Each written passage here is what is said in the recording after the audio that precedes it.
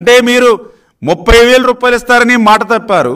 కనీసం ఒక్కరికి ఇస్తారన్న 15,000 రూపాయలు కూడా ఇవ్వలేకుండా దాని 14, 13, 9కి మరి మోసం దగా చేసినటువంటి మీరు తల్లికి వందనం గురించి మాట్లాడేటువంటి అర్హత మీకు ఎక్కడుంది? అదే ఈరోజు ప్రశ్నిస్తూ ఉన్నా. అంతేకాదు, పోయిన ఆ మోసం దగా చేసినటువంటి ఆ 13,000 అయినా ఆ 9,000 అయినా 5 సంవత్సరాలు మీరు ఇచ్చారు అధికారంలో ఉన్నప్పుడు.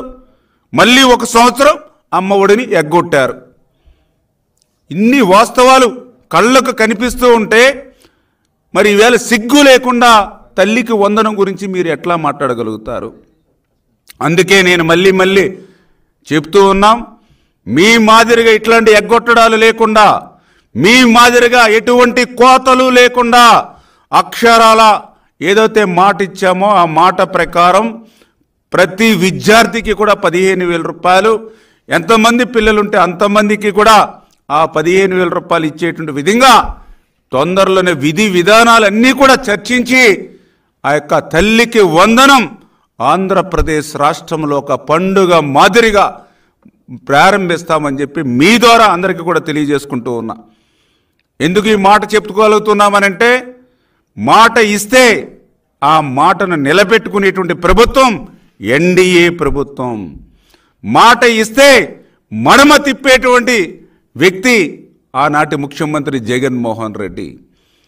ఎందుకు ఈ మాట చెప్పగలుగుతున్నానంటే, ఏదైతే మొన్ననే మీరు చూశారు, అధికారంలోకి వచ్చిన వెంటనే ఏదైతే పింఛను 3,000 రూపాయలు పింఛని 4,000 రూపాయలు పెంచుతామని ఆ రోజు మాట ఇచ్చి ఆ 3,000 రూపాయలని 4,000 రూపాయలు పెంచడానికి మేము తీసుకున్నది 5 రోజుల సమయం. మళ్ళీ మీరు ఆ రోజు 2019లో 2,000 రూపాయలు పెంచింది 3,000 రూపాయలు పెంచుతామని చెప్పి 5 సంవత్సరాల సమయం తీసుకున్నారు. మీరు 250 కాడికి 5 సంవత్సరాలు తీసుకున్నారు ఒక్క 1,000 రూపాయలు పెంచడానికి. కానీ అదే మేము ఆ 1,000 రూపాయలు పెంచడానికి 5 రోజుల సమయం కూడా మేము తీసుకోవాలా.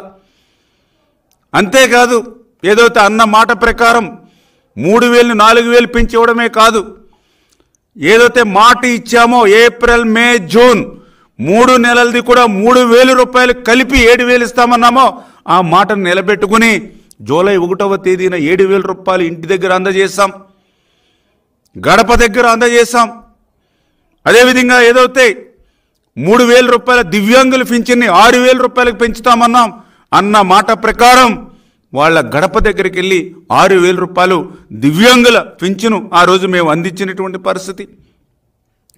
అదేవిధంగా ఏదైతే ఆ రోజు జగన్మోహన్ రెడ్డి డిఎస్సి అన్నాడు, మెగా డిఎస్సి అన్నాడు. 5 సంవత్సరాల పాలనలో డిఎస్సిని గాలికి వదిలేసినటువంటి మీరు మీ మాదిరిగా కాకుండా అన్న మాట ప్రకారం అధికారంలోకి వచ్చిన తర్వాత మొట్టమొదటి సంతకం ఏదైతే డిఎస్సి మీద పెట్టి మరి ఏదైతే సంతకం పెట్టిన 5 రోజుల్లోనే జీవో ఇచ్చి ఈవేళ ఆ డిఎస్సి మరి 16,000 పోస్టుల్ని ఈవేళ భర్తీ చేస్తూ ఉన్నాం.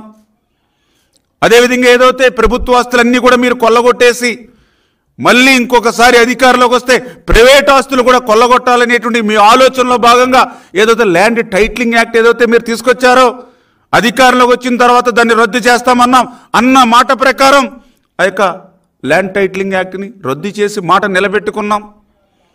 ఏదైతే ఇసుకను కూడా మీరు అక్రమంగా దగ్గర 40,000 కోట్ల రూపాయలు 5 సంవత్సరాల్లో ఇసుకను ఏదైతే దోపిడీ చేశారో, లూటీ చేశారో దాన్ని అధికారంలోకి వచ్చాక ఉచిత ఇసుక ఇస్తామని ఆ రోజు చెప్పాం అన్న